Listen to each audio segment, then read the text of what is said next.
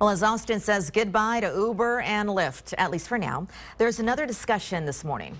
Yeah, the idea of urban rail could be getting back on track, so to speak. Alicia Inns is live in South Austin with the details. Good morning, Alicia.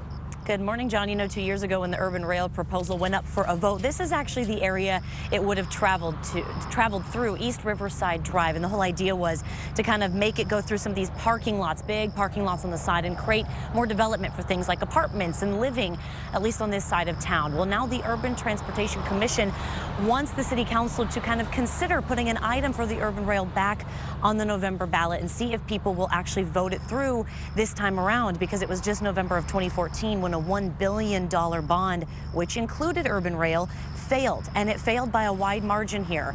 But the commission says just because that particular bond election was defeated does not mean the idea of rail should be forgotten, because there have been studies, there's been plans already conducted into the feasibility and the design of the rail projects. The commission's actually pretty hopeful that the process to getting an election item on the November ballot can move quickly. We still believe that there is enough energy around the city and there's enough planning that's already happened through staff and organizations to move forward, at least with deeply investigating light rail. All right, let's talk about the price tag here, because 1 mile of rail costs $75 million. That's obviously a price tag that the voters shunned the last time around. There is going to be a presentation on this that's going to go before the Mobility Committee on June 1st. We do understand that if that is approved, it could go before the council a little later on that month. We'll keep you posted on what we find out.